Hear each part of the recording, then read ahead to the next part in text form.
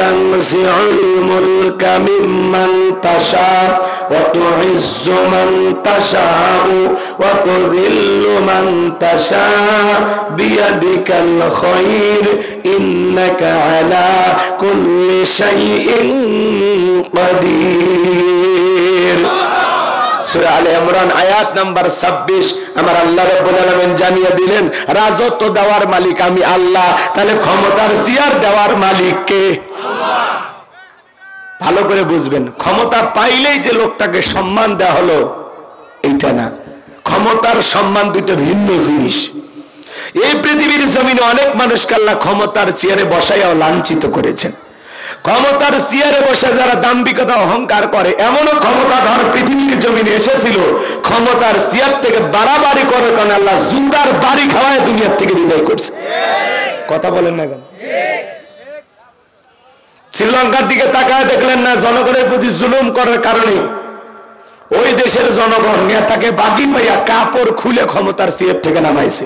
ভাগ্যিস ভালো সেদিন হাফ প্যান্ট পরা ছিল। কথা বলেন না কেন আপনারা? এই জন্য যারা ক্ষমতা আল্লাহ দেয়া নিয়ামত মনে করে আর জনগণের দেয়া আমানত মনে করে, নিয়ামত পেয়ে প্রশংসা আদায় করা লাগে আর আমানতের দায়িত্ব সঠিকভাবে পালন করা লাগে। ইতিহাসের সোনালী পাতায় তাদের নাম লেখা থাকে। আর যারা ক্ষমতাকে বাধ্যতার পৈতৃক সম্পত্তি মনে করে, যারা ক্ষমতার চেয়ারে বসে জুলুম করে, অত্যাচার করে, মানুষের রক্ত নিয়ে খেলা করে, হাজার হাজার নিরপরাধ মানুষকে দুনিয়ার জমিন থেকে বিদায় করে দেয়, ওই দাম্ভিক শাসক যারা আছে ইতিহাসের কালো পাতায় তাদের নাম লেখা থাকে। ঘৃণা নিয়ে মানুষেরা তাদের নাম উচ্চারণ করে। কথা বলে ঠিক এরা।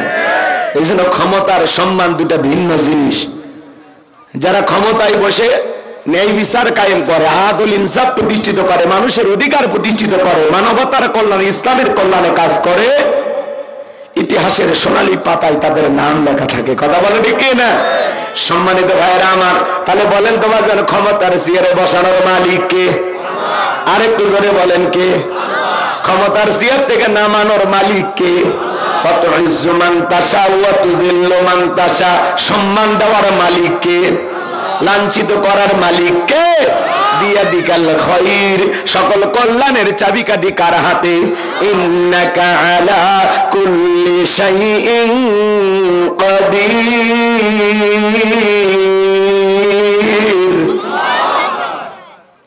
সব বিষয়ের উপরে একমাত্র ক্ষমতাবান তিনি কে?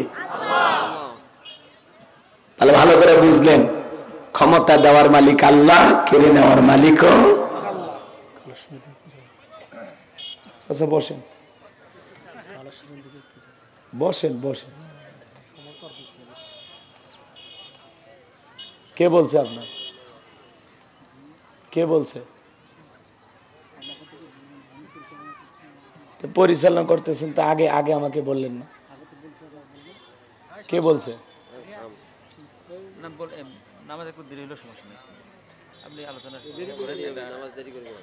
আপনি মঞ্চে দেওয়ার 1 মিনিট আগে তো আমার সাথে কথা শেয়ার করতে পারতেন। ওয়াজের মাঝখানে এসে বলা লাগবে কেন? শিক্ষিত মানুষ আপনারা, রাগ করতেছেন আপনারা, বিরক্ত হয়েছেন আমার কথা? ভয় পাওয়ার কোনো কারণ আছে?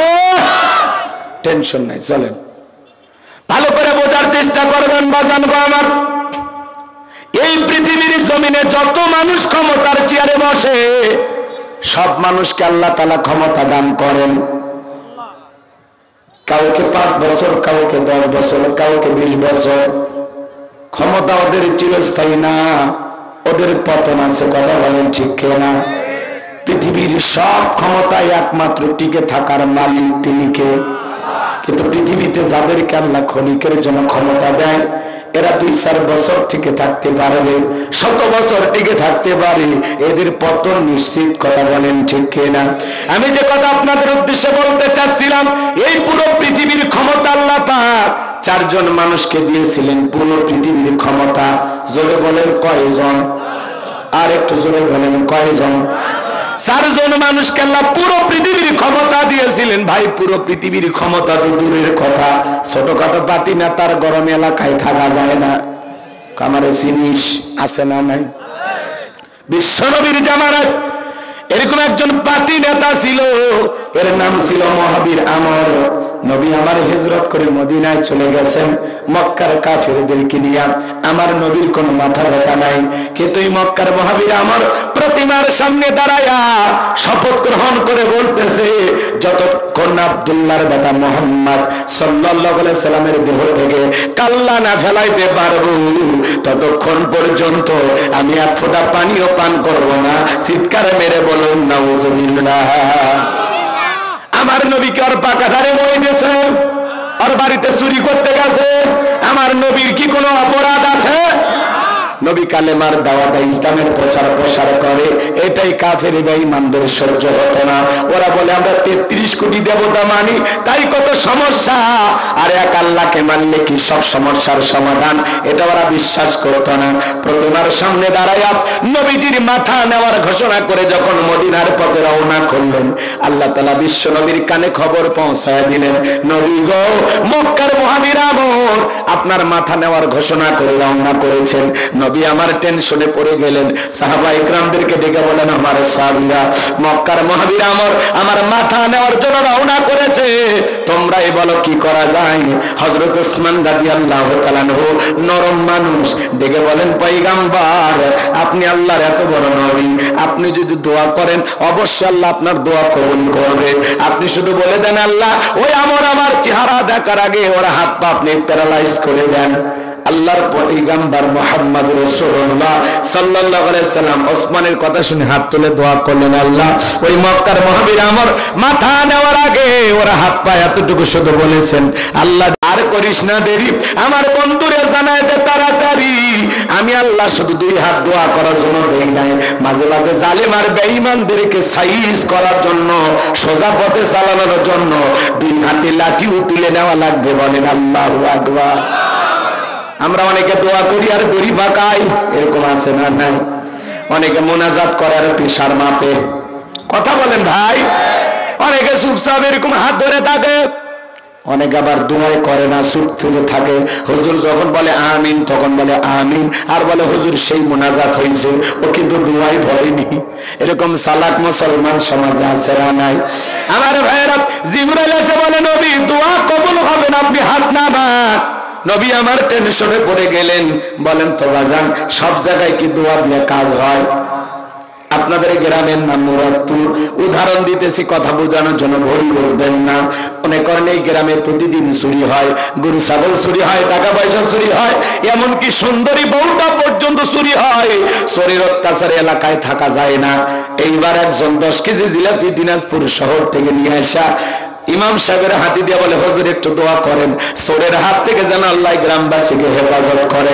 জিলাপির গন্ধ পায়া চোরও হাত তুলে বলে,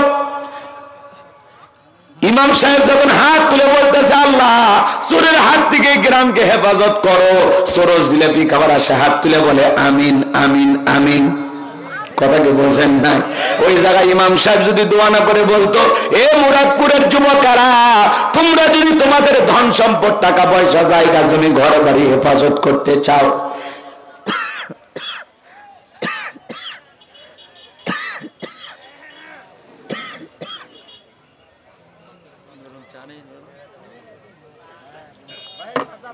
এই গ্রামে ঢোকার 4টা রাস্তা আছে।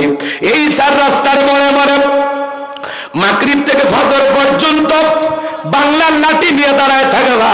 চোরকে দেখা মাত্রই এমন পিটান পিটাইবা চোর যেন 6 মাস মাজা সোজা করে না দাঁড়াইতে পারে। দিনাজপুর মেডিকেল কলেজে যেন ভর্তি হয়। আপনারা বলেন তো বাজান, তাহলে কি চোর হাত তুলে আমিন কইতো না কি তওবা করে ভালো হইতো?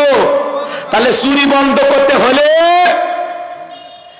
ওই দোয়া করে জিলেপি পরে কাম হবে? চুরি বন্ধ করতে হলে লাগবে কার আইন? একটু জোরে বলেন না, কার আইন? আল্লাহ রাব্বুল আলামিন বলেন, ওয়াস-সারিকু ওয়াস-সারিকাতু ফাকতাউ আইদিয়াহুমা জাযাআম বিমা কাসাবা নাকালাম মিনাল্লাহ। আল্লাহ থেকে 1500 বছর আগে আইন দিয়েছেন, চোর পুরুষ হোক আর নারী হোক, আল্লাহর বিধান, আল্লাহর ওয়াদার, আল্লাহর ফয়সালা। চোর যদি চুরি করেছে, অপরাধ যদি প্রমাণিত হয়, আল্লাহর বিধান হলো ডান হাতের কবজি কেটে দাও। একটা চোরের হাত কেটে যদি মিডিয়ার মাধ্যমে ফালাও করে বাংলার জমিনে প্রচার করা হতো, এই দেশের সমস্ত চোরেরা তওবা করে আল্লাহর ওলি হয়ে যেত। কিন্তু কে শোনে কার কথা? আজও গেল না মনের ব্যথা। এখন উচিত কথা যদি কই, পিঠের ওপর দিয়া যাবে মই। এই আনন্দে কিছু লোক কিনা খাবে বগুড়ার স্পেশাল দই। যত দোষ নন্দ ঘোষ, সত্যটা বললে দোষ, করলে অন্যায়ের প্রতিবাদ, নামটা হবে তোমার মৌলবাদ, নামটা হবে তোমার জঙ্গিবাদ।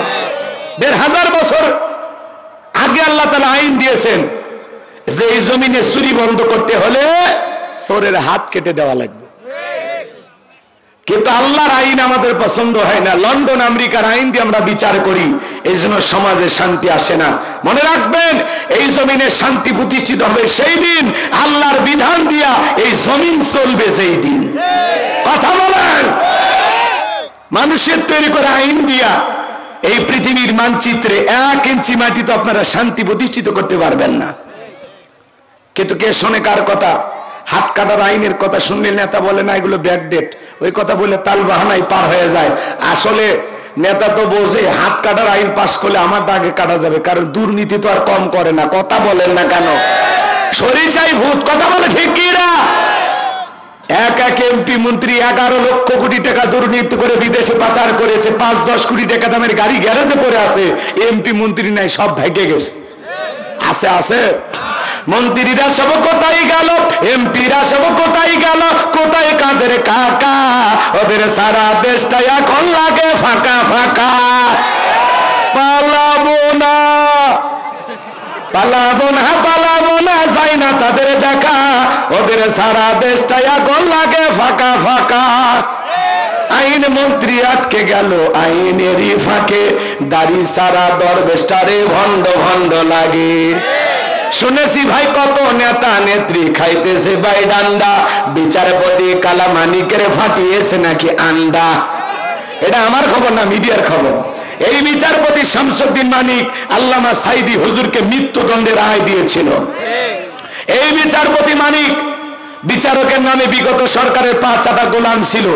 এই বিচারপতি মানিক 116 জন আলিমের তালিকা করে দুদকের কাছে জমা দিয়েছিল। কথা বলে না কেন? সিরিয়ালে আমার নাম্বার ছিল 23। 116 জন আলেমের মধ্যে আমার নাম্বার কত? 23। আপনারা চেনেন না, ওরা ঠিকই চেনে জিনিসটা কি। কথা কি বুঝতে পারতেছেন? যারা আলেমদের তালিকা করেছিল আজকে বিনা তালিকা ওরা জেলখানায়। কথা বলে ঠিক কি না? পলকের ঝলক গেল, পলকের ঝলক গেল, থামিয়ে নেটের চাকা। ওদের সারা দেশটা এখন লাগে ফাঁকা ফাঁকা। কথা কয় না? কোথায় গেল সংসদেতে মমতাজের গান? কোথায় গেল হযরত বলা স্বামী ওসমান? 70 টাকা তাহাজ্জুদ পড়তো, 41 সাল পর্যন্ত টিকে থাকার স্বপ্ন দেখেছিল। কিন্তু 24 সালের 5 আগস্টে ভাগ্যে কি আছে আল্লাহর ওলিরা জানতো না। কথা বলেন। রাগ করছেন আপনারা? মাইক পেলে বলতে খেলা হবে, খেলা হবে। পুরো বাংলাদেশের মাঠ পড়ে আছে, কিন্তু খেলোয়াড়রা নাই। ওরা তো খেলোয়াড় ছিল, ওরা ছিল পাক্কা দুর্নীতিবাজ। দেশটাকে লুটে ফুটে খাচ্ছে, দেশের রিজার্ভ শূন্য করছে। কথা কর। 93 বিলিয়ন ডলার ঋণের বোঝা বাংলাদেশের মানুষের ঘাড়ে চাপিয়ে দিয়ে চলে গেছে। মোটামুটি 8 বিলিয়ন ডলার এই অল্প সময়ের মধ্যে শোধ হয়ে গেছে। আলহামদুলিল্লাহ। সামনে আরো শোধ হবে। হ্যাঁ, কারণ যে মানুষগুলো দেখতে বয়স্ক মুরব্বী হলে এরা এত দুর্নীতি করবি না। করবি ভাই? এরা বিশ্বাস আর রাখা যায়? কিছুদিন থাক, এরপরে নির্বাচন দিয়ে আপনারাই আপনাদের মনের মতো মানুষকে সমাজের নেতা বানাবেন। কথা বল। সামনের দিকে যাব না, দোয়া করব। চলবে কিছুক্ষণ, চলবে তো? কারা কারা চলবে? তুই হাত তুলে দেখা। লিল্লাহে তাকবীর। হাত নামান আমার ভাইয়েরা। আমি যে কথা বলতে চাচ্ছিলাম গভীর মনোযোগ দিয়ে শোনেন। জিবরাইল এসে বলে নবী দোয়া কবুল হবে না, আপনি হাত নামান। নবী আমার টেনশনে পড়ে গেলেন। জিবরাইল বলেন নবী সাহাবায়ে কেরামদের মধ্যে ঘোষণা করেন এমন কেউ কি আছে যে আমাদের সাথে মোকাবেলা করবে। এই কথা শোনার পরে নবী আমার ডেকে বলেন আমার সাহাবীরা তোমাদের মধ্যে এমন কেউ কি আছো যে মক্কার মুহাজির আমাদের সাথে মোকাবেলা করবা। নবীর কোন সাহাবী দাঁড়ায় না, হযরত আলী দাঁড়িয়ে গেছেন। বলেন আল্লাহু আকবার। আমার নবী ডেকে বলে আলী রে তুমি ছোট মানুষ না বুঝে কেন দাঁড়াইছো? তুমি কি জানো ওই মক্কার মুহাজির আমর একবেলা খাবার খাই 21 কেজি 3.5 মণ ওজনের তরবারি যুদ্ধ করে, এত বড় বীরের সামনে তুমি কেমনে যাইবা? বৈশা বড়। হযরত আলী বসে বললেন নবীজি দ্বিতীয়বার বলেন, আবারও হযরত আলী দাঁড়াইছে। নবীজি আমার দ্বিতীয়বার বলেন, কোন সাহাবী দাঁড়ায় না, আবার হযরত আলী দাঁড়িয়ে গেছেন। বলুন আল্লাহু আকবার। নবী তখন দুইটা হাত বাড়া বলে আলী আয় আয় আমার বুকের ভিতরে আই। এই কথা বলে বিশ্বনবী বুকের সঙ্গে জড়ায় নিলেন। আর ডেকে বলে আলী এত বড় বীরের সামনে যাইতে চাস, তোর কি জানে মায়া দয়া নাই? হযরত আলী ডেকে বলতেছেন নবী আপনি শুধু আমাকে দোয়া করে দেন, ওই আমর আপনার চেহারা দেখার আগে ওর আমি জমিন থেকে বিদায় করে দেব। চিৎকারে মেরে বলুন আল্লাহু আকবার। আমার ভাইয়েরা যে কথা বলতে চাচ্ছিলাম গভীর মনোযোগ দিয়ে কথাগুলো শ্রবণ করার চেষ্টা করবেন। এইবার হযরত আলীকে নবী আমার ডেকে বলে খালি হাতে দোয়া করলে হবে না। এই কথা বলে বিশ্বনবী ডেকে বলে ওসমান তোমার বাড়িতে কি তরবারি আছে? হযরত ওসমান ডেকে বলে আমার বাড়িতে তরবারি আছে 27 ইঞ্চি লম্বা। নবী আমার ডেকে বলে যাও তরবারিটা নিয়ে আসো। এখন তো তরবারির কথা শুনলেই বলবে জঙ্গি, কথা বলেন ঠিক কি না? আমার ভাইয়েরা হযরত ওসমান তরবারি এনে দিলেন। হযরত আলী তরবারি পায়ে মারছে দৌড়, দৌড়াইতে দৌড়াইতে আমরের মুখোমুখি হয়ে গেছে। হযরত আলীকে দেখা মাত্র আমর ডেকে বলে কি রে পিচ্চি আলী তুই কেন আমার সামনে? হযরত আলী বলতেছে পিচ্চি না কি পরে বুঝাইতেছি, জোরে কোন মারহাবা। এই কথা বলে দাগ টানতেছেন তরবারি দিয়ে, দাগ টানা টানা বোঝেন তো। আর একটা দোয়া পড়তেছেন, এই দোয়া পড়ে যদি আপনারাও বাড়ির চতুর্দিকে ফু দিতে পারেন বড় বড় দুর্ঘটনার হাত থেকে আল্লাহ তাআলা হেফাজত করবে। জোরে বলেন আমিন। ডেকোরেটর ভাই কই আছে? এই আর্থিং হয়েছে, আর্থিং হয়েছে, ঠোঁট লাগতে শর্ট করতেছে, মাইরে ভালাস না। হ্যাঁ রাগ করতেছেন আপনারা, মন খারাপ করতেছেন মনে হয়। হযরত আলী ডাক্তার ডানা শেষ হয়ে গেল, তরবারিটা উঁচু করে ডেকে বলে এই কাফেরের বেটা তোর যদি সাহস থাকে দাগটা পার হইয়া নবীজির কাল্লা নিতে যায়, আয় আয় খেলা হবে আয়। আল্লাহু আকবার বলেন। হযরত আলী যে ধমক দিয়েছে, কথা আছে ছোট মরিচে ঝাল বেশি, কথা কোন ঠিক কিনা? বাড়িতে ঢুকছে চোর, বাড়িওয়ালা ল্যাংরা দুটো পাই নাই, কিছু না হোক যদি আওয়াজ দেয় কে রে, চোর থাকবি না ভাগে দৌড় মারবি। একটা আওয়াজে অনেক কিছু ঘটে, কথা বলে ঠিক কিনা? হযরত আলী আর আমর এই জায়গায় বাজা বাজা ভাব, পুরো ঘটনাটা আপনারা শুনবেন, কথা বলেন শুনবেন ভাই। শুধুমাত্র আলোচনা শুনলে হবে না, আমাদেরকে পরিবর্তন হতে হবে। আলীর মতো বীর সেনানী হওয়া লাগবে, কথা বলে ঠিক কিনা? আমার ভাইয়েরা আমরা বারবার রক্ত দিয়েছি, দেশ স্বাধীন করেছে আমাদের পূর্বপুরুষেরা। আমরা জালেমকে বিদায় করেছি নিজেদের দেহের রক্ত দিয়ে। প্রয়োজন যদি হয় আল্লাহর জমিনে আল্লাহর দ্বীনকে প্রতিষ্ঠিত করার জন্য, কোরআনের রাষ্ট্র ব্যবস্থা কায়েম করার জন্য আর একবার যদি ডাক দেওয়া হয়, বিবির কাছ থেকে বিদায় নে, সন্তানদের কাছ থেকে বিদায় নে, মাথায় কাপড়ের কাপড় বেঁধে আল্লাহর জমিনে আল্লাহর দ্বীনকে প্রতিষ্ঠিত করার জন্য কারা কারা বুকের তাজা রক্ত দিতে রাজি? তুই হাত তুলে আল্লাহকে দেখা। লিল্লাহি তাকবীর, লিল্লাহি তাকবীর। হাত সোজা করেন, টান টান করে হাত তোলেন, সোজা করেন হাত। ইসলামের জন্য জানমাল সব দিতে রাজি আছেন তো ইনশাআল্লাহ? হাত নামাবেন না। আমার আল্লাহ রাব্বুল আলামিন বলেন ইন্নাল্লাহা আশতারা মিনাল মুমিনিনা আনফুসাহুম ওয়া আমওয়ালাহুম বিআন্না লাহুমুল জান্নাহ। সূরা তাওবার 111 নম্বর আয়াতে আল্লাহ রাব্বুল আলামিন জানিয়ে দিয়েছেন নিশ্চয়ই মুমিন বান্দাদের জান মাল আমি আল্লাহ ক্রয় করে নিয়েছি, বিনিময়ে দেব জান্নাত। বলুন সুবহানাল্লাহ। তাহলে বলেন তো বাজান আপনার আমার জীবনের মালিক কে? আপনার আমার সম্পদের মালিক কে? আল্লাহ দেয়া জীবন, আল্লাহ দেয়া সম্পদ আল্লাহর পথে খরচ করতে রাজি আছেন তো মুসলমান? রাজি আছেন তো ইনশাআল্লাহ? বাম হাত নামান, শুধু ডান হাত তুলে রাখেন, শুধু ডান হাত। আল্লাহ রাব্বুল আলামিন বলেন ইল্লা সাহাবাল ইয়ামিন ফি জান্নাতি ইয়াতাসালুন। ডানপন্থী যারা জান্নাতের বাগানে থাকবে তারা, ডানপন্থী যারা আল্লাহর প্রিয় তারা। বলুন আল্লাহু আকবার। কোনো কথা হবে না। কিছুক্ষণ আগে বলেন হুজুর জীবন দিতে রাজি, রক্ত দিতে রাজি। আপাতত জীবন রক্ত দুইটার কোনোটাই দিতে হবে না। ডান হাতটা পকেটের ভিতর ঢুকে দিয়া যে যা পারেন যতটুকু পারেন এই তাফসীরুল কোরআন মাহফিলের জন্য, আল্লাহর ঘর মসজিদের জন্য সবাই প্রাণ ভরে দান করবেন। আমি পায়ে হাত দিয়ে অনুরোধ করবো, মুসাফির মানুষ টাকা দেন আর না দেন একজন উঠবেন না। পায়ে হাত দিয়ে অনুরোধ করলাম, একজন উঠবেন না। আরো আধা ঘন্টা কথা হবে। আজকে আসরের নামাজে একটু দেরিতে পড়বো, কথা বলে ঠিক কিনা? আমি দুইটা আয়াতে কারিমা তেলাওয়াত করেছি, একটার কিছু অংশ আলোচনা হয়নি। মা বোনেরা যারা বসে আছেন মা ধৈর্য নিয়ে বসে থাকবেন, কেউ ওটা বসে করবেন না, মনে করবেন না যে আলোচনা শেষ। আরো আলোচনা চলবে ইনশাল্লাহ, আরো আলোচনা চলবে। ছেলে পেলে কই যারা আসো ব্যাগ নিয়ে রুমাল নিয়ে চাদর নিয়ে যার কাছে যা আছে তাই রে মাঠে নামো, খেলা হবে, খেলা হবে। মহিলা প্যান্ডেল লোকজন পাড়া দেন, আমার হাতে 2, 4, 5, 10 হাজার সময় কম, আমরা আলোচনায় চলে যাব। 2-1 মিনিট ছেলে পেলে গেছে, সবাই পকেটে হাত দেন। 10, 20, 50, 200, 100, 500, 2000, 5000, 10,000, 1 লাখ, 2 লাখ, যে যা পারেন আল্লাহর রাস্তায় পকেটে হাত দিয়ে প্রাণ ভরে টাকা দান করবেন। খবরদার কেছেন আবার বিড়ি ম্যাচ দিন না। 2014 সালে ওয়াজ করতে গেছিলাম রংপুর তারাগঞ্জ, ওই জায়গায় কালেকশন চলতেছিল। একজন ব্যাগের ভিতর দিয়েছিল 2 প্যাকেট বিড়ি দিয়ে লেগে দিয়েছে 1 প্যাকেট মাহফিল কমিটির আর 1 প্যাকেট বক্তা। কত বড় দুষ্ট চিন্তা করে, এরকম দুষ্টমি করা যাবে না। সবাই পকেটে হাত দিয়ে আল্লাহর রাস্তায় টাকা বের করেন। কি গো আপনি এটা কি নিয়ে আসছেন? কি হবি প্রজেক্টরে অবেলা দিয়ে লাভ কি? চলতিছে, ঠিক আছে চলো। এ ভাই ছেলে পেলে গেছে সবাই দেন, ভাই আমার হাতে দেন না, ভাই সভাপতি প্রধান অতিথি বিশেষ অতিথি গণ্যমান্য ব্যক্তিবর্গ দেন না, বাজান পকেটে হাত দেন। খালি সুলাইমান, আল্লাহু আকবার বলেন।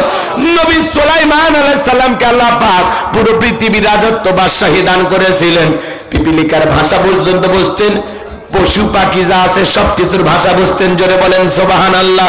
2 নাম্বার বাদশা জুলকারনাইনকে আল্লাহ পাক পুরো পৃথিবীর রাজত্ব বাদশাহী দান করেছিলেন। ইয়াজুজ মাজুজের ঘটনা আপনারা শুনেছিলেন। বিশাল প্রাচীর যিনি নির্মাণ করে দিয়েছিলেন সেই বাদশার নাম বাদশা জুলকারনাইন। জোরে বলেন মারহাবা। ওইদিকে ঘটনাগুলো বলতে গেলে লম্বা সময় হবে, সময় নাই। 2 জন কাফেরের মধ্যে একজন জালেম বাদশা, যাকে আল্লাহ রাব্বুল আলামিন পুরো পৃথিবীর ক্ষমতা দিয়েছিলেন। এই জালেম বাদশার নাম হলো বাদশা বখতেনাসর। কি নাম? আয়াত আছে, ওইটা একটু 10 মিনিট বলি, কষ্ট হবে? তাহলে সকল ক্ষমতার একমাত্র মালিক কে? চেনটা পাওয়া গেছে, আপনি বলেন যে কমিটির কাছে আসেনি যাবে। ও চেন পাওয়া গেছে, কে জমা দিল? আর চেহারাটা দেখান। আপনি চেন পাচ্ছেন? আপনি আসেন। আমার যে বোন হারিয়ে ফেলেছেন আপনার চেন, আপনি এসে দাবি করেন। আবার অনেকে এসে দাবি করে মেয়ে মানুষ, ওই আবার দাউদ আলাইহিস সালামের ঘটনার মতো হবে, ঝামেলা বেঁধেছেন। 1 বাচ্চা 2 জন এসে চায়, মানে বোঝেন না? এইরকম এসে চাইলে আপনারা কেমনি কি করবেন? আগে শুনবেন কয় আনা চেন, কথাকে বোঝেননি? চেনের সাথে আর কি 200 টাকার নোট, ওটা 100 টাকার নোট না 50 টাকা, এগুলো একটু যাচাই বাছাই করে দিবেন। সালিউর রহমান একটু যাচাই বাছাই করে দিবেন, আল্লাহ কবুল করেন। জোরে বলেন আমিন। একজনের মাল যেন আর একজন না নিয়ে যায়। আচ্ছা ঠিক আছে, চলেন বাজান গো আমার। আর ওই দিকে যাওয়ার সুযোগ আমার হলো না। এইবার চলেন 2 নাম্বার আয়াত। আল্লাহ বলেন, দিলটা নরম করে শোনেন, কলিজা যদি শীতল করতে চান একটু মনোযোগ বাড়ান। বলা যাবে না বাজান এই 10টা মিনিটে আপনার চোখে পানি চলে আসতে পারে। আল্লাহ রাব্বুল আলামিন বলেন, আল্লাযী খালাকাল মাউতা ওয়াল হায়াতা লিয়াবলুয়াকুম আইয়ুকুম আহসানু আমালা ওয়া হুয়াল আজিজুল গফুর। আলীর কথা মনে আছে? ভুলে যান, যাইন না, বলে দেবো ইনশাআল্লাহ। আমার ভাইরা চলেন সামনের দিকে যায়। আল্লাহ তাআলা বলেন, আল্লাযী খালাকাল মাউতা ওয়াল হায়াতা, যিনি সৃষ্টি করেছেন মৃত্যু আর জীবন, লিয়াবলুয়াকুম আইয়ুকুম আহসানু আমালা, আমি আল্লাহ পরীক্ষা করে দেখব আমলের দিক দিয়ে কার আমল কত বেশি উত্তম, কার আমল কত বেশি সুন্দর। যার আমল ভালো তার আখিরাত ভালো, যার আমল খারাপ তার আখিরাত বরবাদ। এইজন্য আল্লাহ তাআলা পরীক্ষা করে দেখবেন আমলের দিক দিয়ে কার আমল সবচাইতে উত্তম, সবচাইতে বেশি সুন্দর। দুনিয়া হলো পরীক্ষা দেওয়ার জায়গা, আর ফলাফল পাওয়ার জায়গা হলো হাসরের ময়দান। আল্লাহু আকবার বলেন। আমরা পরীক্ষায় দুনিয়াতে দিয়েছি, রেজাল্ট বের হয়, তো এরকম আমাদেরও রেজাল্ট বের হবে কোন জায়গায়? কোন জায়গায়? এ প্লাস পাইছেন নাকি সিগারেট বিগারেট সব বের হয়ে যাবে। পাস করছেন না ফেল করছেন না, কোনো মতে কুতে কুতে পাস করছেন, ওটা বের হবে। কুতে কুতে পাস করবে কারা?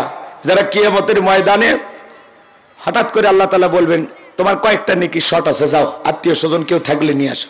ওরাও এরকম হাসরের ময়দানে ঘুরিয়ে ঘুরিয়ে ঘুরিয়ে ঘুরিয়ে অনেক কষ্ট করে কারো কাছে কিছু পাবেন, জাহান্নামের দিকে নিয়ে যাবে। আল্লাহ রাসূল তখন বলবেন কি হয়েছে? কয় আপনার উম্মত মাত্র সামান্য নেকির কারণে জাহান্নামে যায়। আল্লাহ রাসূল বলবেন নিয়ে আসো, আমার উম্মতের নেকির পাল্লাটা আর একবার ওজন করো। টাকা দেখবে হ্যাঁ সত্যি একটু। আল্লাহ রাসূল তখন ওই নেকির পাল্লার মধ্যে হাত লাগাইয়া দিবেন। এবার ফেরেশতাদেরকে বলবেন ওজন করো, পাল্লা আর উঠবেই না, নেকির পাল্লা দিয়ে একেবারে ভরপুর হয়ে যাবে। সুবহানাল্লাহ বলো। তো এই রাসূল সারা কিয়ামতের ময়দানে আপনাকে আমাকে বাঁচানোর কেউ নাই। কথা কি বুঝতে পারতেছেন? আপনার আমার একমাত্র শাফায়েতের কান্ডারি বিশ্বনবী মুহাম্মদ রাসূলুল্লাহ সাল্লাল্লাহু আলাইহি ওয়াসাল্লাম। এগুলো অনেক কথা আছে, গুছিয়ে বললে ভালো হয়, কিন্তু ওইদিকে যাওয়ার সুযোগ নাই। হঠাৎ করে মনে হয়েছে তাই বললাম। কষ্ট পাইছেন? আমার ভাইরা চলেন সামনের দিকে যায়। আল্লাহ রাব্বুল আলামিন বলেন আল্লাযী খালাকাল মাউতা ওয়াল হায়াতা, যিনি সৃষ্টি করেছেন মৃত্যু আর জীবন। সর্বপ্রথম আল্লাহ তাআলা মৃত্যুর কথা কেন বললেন? এই পৃথিবীর যতই ক্ষমতাধর নেতা থাক, কারো কি ক্ষমতা আছে মৃতকে জীবিত করার? এই ক্ষমতা আছে কার? ওরা যত বড় লিডার হোক, নেতা হোক, যত বড় দাম্ভিক নেতা হোক, ওদের ক্ষমতা দুনিয়াতে চলবে। ওরা শহীদ আবু সাঈদের মতো জীবন কেড়ে নিতে পারবে, মুগ্ধের মতো মানুষকে বিদায় করতে পারবে, কিন্তু একটা শহীদ আবু সাঈদের জীবন ফিরে দেওয়ার ক্ষমতা ওই সমস্ত নেতাদের নাই। আছে নাকি? ভালো করে বুঝবেন। এই জন্য আল্লাহ তাআলা বলেন আল্লাযী খালাকাল মাউতা ওয়াল হায়াতা, যিনি সৃষ্টি করেছেন মৃত্যু আর জীবন। সর্বপ্রথম আল্লাহ তাআলা মৃত্যুর কথা কেন বলেন বাজান? এই দুনিয়াতে আসার একটা সিরিয়াল আছে, যাওয়ার কিন্তু কোনো সিরিয়াল নাই। দাদা আসছে, দাদার পরে বাবা আসছে, বাবার পরে আমি আসলাম। যাওয়ার বেলায় দাদার আগে নাতি চলে যায়, বাবার আগে সন্তান চলে যায়, বাবার কাঁধে সন্তানের লাশ। এটা হলো দুনিয়ার সব চাইতে ভারী বোঝা। কত মানুষ মারা যায়, এই দুনিয়া তো থাকার জায়গা না রে বাজান। একটা সন্তান দুনিয়াতে ভূমিষ্ঠ হবে 9-10 মাস আগে খবর পাওয়া যায়, কিন্তু একটা মানুষ মারা যাবে, দুনিয়ার সফর শেষ করবে 9 সেকেন্ড আগেও জানা যায় না কার কখন মৃত্যু হবে। কথা বলেন ঠিক কি না? এজন্য আল্লাহ রাব্বুল আলামিন বলেন কুল্লু নাফসিন যায়িকাতুল মাউত, প্রত্যেক প্রাণীকেই মৃত্যুর স্বাদ গ্রহণ করা লাগবে, প্রত্যেক প্রাণীকেই মৃত্যুর স্বাদ গ্রহণ করা লাগবে। এই মৃত্যুর স্বাদ হলো 2 প্রকার। মিষ্টি খাইলে মিঠা লাগে, নিম পাতা খাইলে তিতা লাগে। যারা ঈমানদার তাদের মৃত্যুটা হবে মিঠা। আসমান থেকে ধবধবে সাদা পোশাক পরিহিত ফেরেশতার আগমন ঘটবে, একটা ভিআইপি রুমাল নিয়ে আসবে, সাদা রুমাল, ওর ভিতরে সুগন্ধি যুক্ত। ওই রুমালের ভিতরে আপনার রুহটা নিয়ে চলে যাবে। যারা দুনিয়াতে নেককার ঈমানদার আল্লাহর প্রিয় গোলাম, তারা মৃত্যুবরণ করবে মায়ের কোলে। সন্তানটা দুধ পান করতে করতে যেমন ঘুমের মধ্যে চলে যায়, টের পায় না, এই দুনিয়ার যারা ঈমানদার তারা তেমনি ভাবে বিদায় নেবে, টেরও পাবে না। বলুন সুবহানাল্লাহ।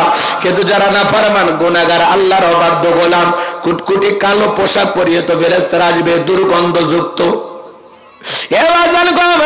দেখেন না কত মানুষ মৃত্যুর সময় চোখগুলো বড় বড় করে পেশাব পায়খানা করে দেয়, গালি দিতে দিতে দুনিয়ার থেকে বিদায় নিয়ে যায়। কত মানুষ দেখেন না মৃত্যুর 6 মাস আগে জবানটা বন্ধ হয়ে যায়, কথা বলার শক্তি থাকে না। সন্তানরা শরবত বানাইয়া চামচ দিয়ে মুখে তুলে দেয়, গালসি বেয়ে পড়ে যায়, খাওয়ারও শক্তি থাকে না। যারা বেঈমান ওদের হুচু পায়ের গোড়ালি থেকে চুলের গোড়ালি পর্যন্ত ছোটাছুটি করবে, সহজে বের হতে চাইবে না। ওদের মৃত্যুর যন্ত্রণা বড় কঠিন হবে। হে যুবক, তুমি কি মনে করো হুজুর আমার তো বয়স হয় না, আমি তো মারা যাব না? অনেকে ভাবতেছেন হুজুর আমি 10 তলা বিল্ডিং এ থাকি, লিফটের সুইচ কি মালাকুল মউত জানে? যুবক রে, আল্লাহ তাআলা পবিত্র কোরআনুল কারীমের ভিতরে জানিয়ে দিয়েছেন আইনা মা তাকুনু ইদরিকুমুল মাউতু ওয়ালাউ কুনতুম ফি বুরুজিম মুশাইয়াদা। সূরা নিসার 78 নম্বর আয়াত আল্লাহ তাআলা জানিয়ে দিলেন যেখানেই থাকো যে অবস্থায় থাকো মৃত্যু তোমাদেরকে ধরবেই। মৃত্যু থেকে পালানোর কোন রাস্তা খোলা নাই। যুবক রে, সকল ধর্মের মানুষ কিন্তু বিশ্বাস করে জন্ম হয়েছে মৃত্যু একদিন হবে। মৃত্যু এটা হলো চিরন্তন সত্য কথা। বেঁচে আছি এটাই অস্বাভাবিক, মৃত্যু হবে এটাই স্বাভাবিক। এই দুনিয়া কাউকে জায়গা দেয় নাই, আপনাকে আমাকেও জায়গা দেবে না। দাদা ছিল নাই, বাবা ছিল নাই, একদিন আমিও থাকবো না, আমার সন্তানও থাকবে না। কথা বলে ঠিক কিনা? এই জন্য ভাইয়েরা আমার, মৃত্যুর যন্ত্রণা বড় কঠিন। আল্লাহর নবী ইদ্রিস আলাইহিস সালামকে জিজ্ঞাসা করা হয়েছিল, ও আল্লাহর নবী ইদ্রিস, মৃত্যুর যন্ত্রণা আপনার কাছে কেমন মনে হয়েছে? আল্লাহর নবী ইদ্রিস আলাইহিস সালাম ডেকে বলেন, শোনো, আমার কাছে মনে হয়েছে জ্যান্ত ছাগলের গা থেকে চামড়া খসাইলে ছাগলের যেমন কষ্ট হয়, মৃত্যুর যন্ত্রণা আমার কাছে তেমনি কষ্টকর মনে হয়েছে।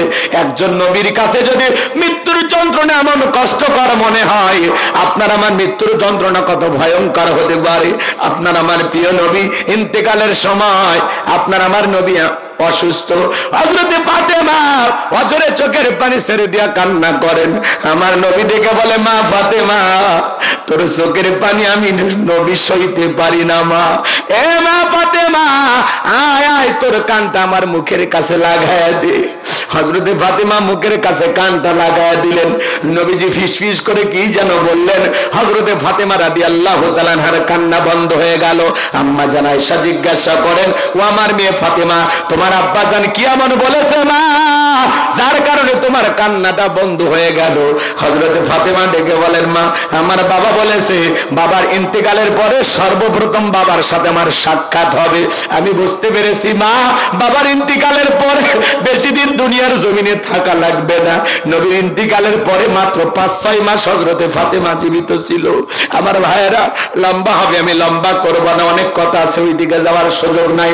আসমান থেকে জিবরাইল আসলেন, নবীকে ডেকে বলেন, নবী গো, ও নবী, আল্লাহ তাআলা আপনার শরীরের অবস্থা কেমন জানতে চেয়েছেন। নবীকে সালাম দেওয়ার পরে নবীজি যখন বললেন, জিবরাইল আগের চাইতে অনেকটা ভালো আছে, আলহামদুলিল্লাহ।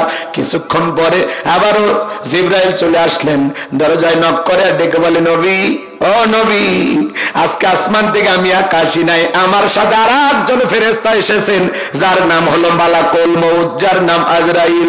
ও নবী, দুনিয়ার কারো বাড়িতে ঢোকার পারমিশন লাগে না, তার অনুমতি লাগে না, কিন্তু আপনার অনুমতির অপেক্ষা আমরা বাহিরে দাঁড়িয়ে আছি। নবীজি অনুমতি দিলেন, মালাকুল মউত ভিতরে প্রবেশ করলেন, বিশ্বনবীকে সালাম দিলেন, আসসালামু আলাইকুম ইয়া রাসূলুল্লাহ, ইয়া হাবিবাল্লাহ, হুজুর। নবী গো, আপনি যদি অনুমতি দেন তাহলে আপনার জানটা আমি কবজ করব, রূহটা বের করব। আপনি যদি অনুমতি না দেন, আমার আল্লাহ বলেছে, মালাকুল মউত, আমার বন্ধু যদি অনুমতি না দেয় 1 সেকেন্ড দেরি করবে না। যতদিন মনে চায় আমার বন্ধু ততদিন পৃথিবীর জমিনে থাকবে। চিৎকারে মেরে বলুন আল্লাহু আকবার। জিবরাইল বলে, নবী, আল্লাহ তাআলা আপনার দিদার ইন্তজাম করতেছে। আমার নবী বলে, মালাকুল মউত, তারপরে কি আর কোনোদিন আসবি না? বলে, অবশ্যই আসবো, যেহেতু আপনার জীবন আছে গো নবী, একদিন না একদিন আপনাকে মৃত্যুর স্বাদ গ্রহণ করাই লাগবে। আমার নবী ডেকে বলে, এ মালাকুল মউত, আর আসতে হবে না, যেহেতু তুমি আর একবার আসবা, এসে কষ্ট করার কোনো কারণ নাই। আজকে তুমি এসেছো, আমি নবী তোমারে অনুমতি দিলাম। মালাকুল মউত যখন অনুমতি পাইলেন, নবীজি রূহটা বের করার জন্য বিশ্বনবীর বুকের উপরে হাত দুইটা রেখে দিয়েছেন। মালাকুল মউত যখন নবীজির বুকের উপরে হাত রেখে দিয়েছে, আমার নবী কাঁদে, চোখের পানি ঝরে, মুক্তোর দানার মতো 2 চোখ দিয়ে পানি ঝরা শুরু হয়ে গেল। আমার নবী কাঁদতে কাঁদতে বলে, মালাকুল মউত, সইতে পারি না, আমার অনেক কষ্ট হয় রে মালাকুল মউত, তাড়াতাড়ি আমার বুকের উপর থেকে হাতটা নামায় আনে। আমার ভাইয়েরা, বিশ্বনবী ডেকে বলেন, মালাকুল মউত, এই যদি হয় মৃত্যুর যন্ত্রণা আমার উম্মতেরা সহ্য করতে পারবে না, মৃত্যুর আগে উম্মতের কথা বলে না, কেমন নবী পাইছি, সুবহানাল্লাহ।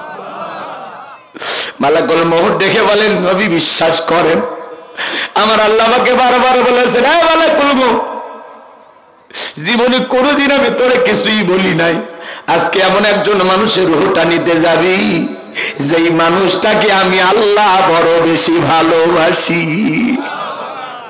খবরদারে মালাকুল মউত আমার বন্ধুর জন্য কষ্ট না হয়। বিশ্বাস করেন নবী, এই দুনিয়ার সব চাইতে কম কষ্ট দিয়া আপনার রূহটা আমি বের করার চেষ্টা করতেছি।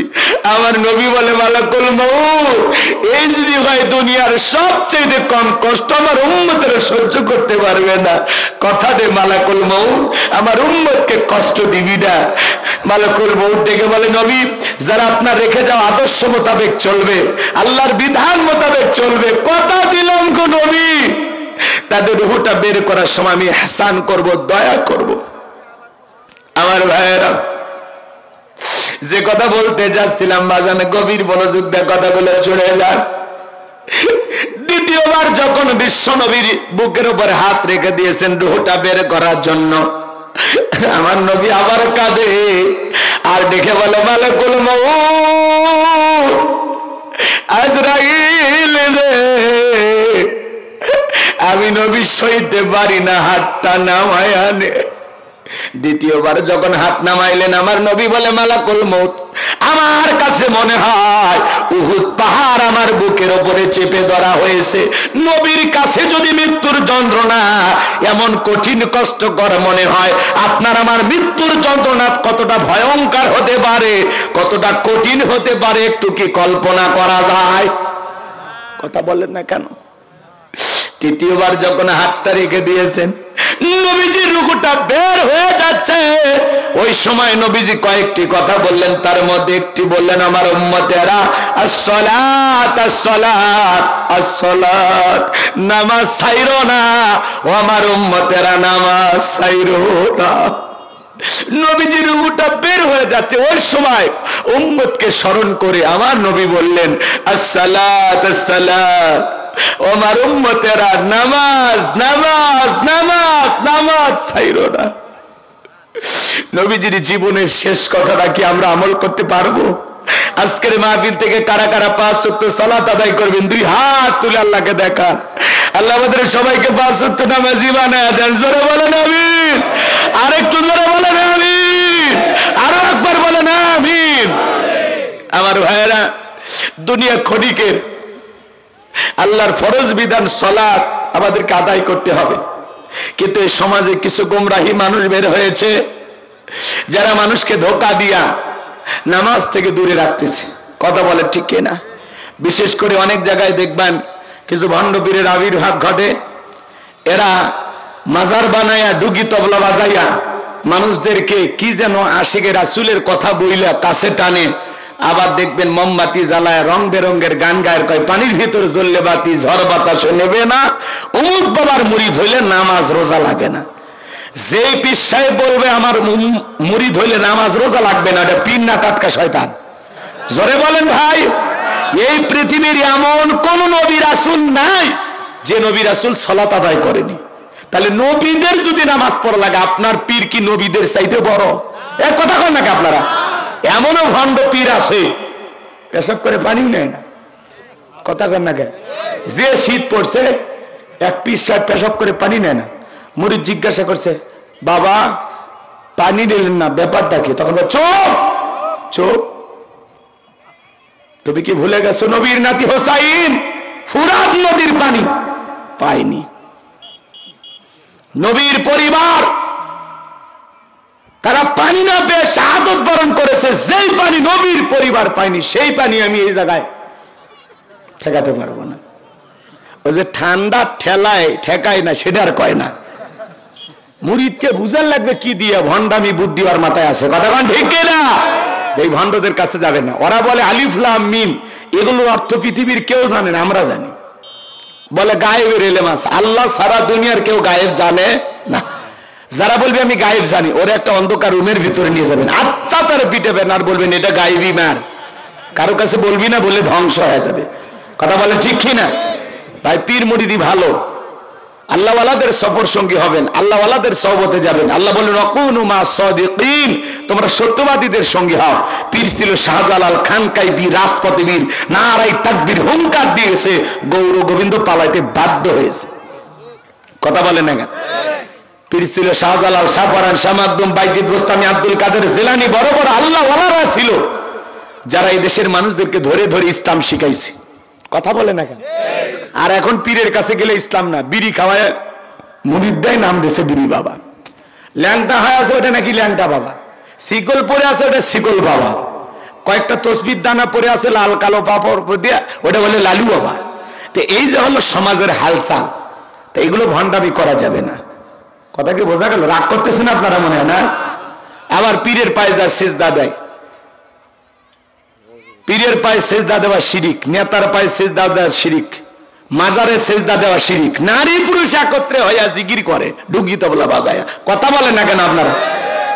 আছে না কই মনের আলো বড় আলো, বাইরের আলো নিভা ফালা, মনের পর্দা বড় পর্দা, বাইরের পর্দা খুলে ফালা। রাত 12টার পরে বাতি নেবায় হু হু হু। কথা কেন? বাবা ভান্ডারি লাইন ছাড়া চলে না নাকি রেলগাড়ি? ভণ্ডারি আছে না? আপনার বউ মাজারে যায়, পীরের কাছে যায়, কি আপনি কি দুর্বল নাকি? কথা কন, কোটি পীর আছে এলাকাতে আছে, ভালো, সমস্যা কি? মুরিদন সবাই। রাগ করতেছেন আপনারা?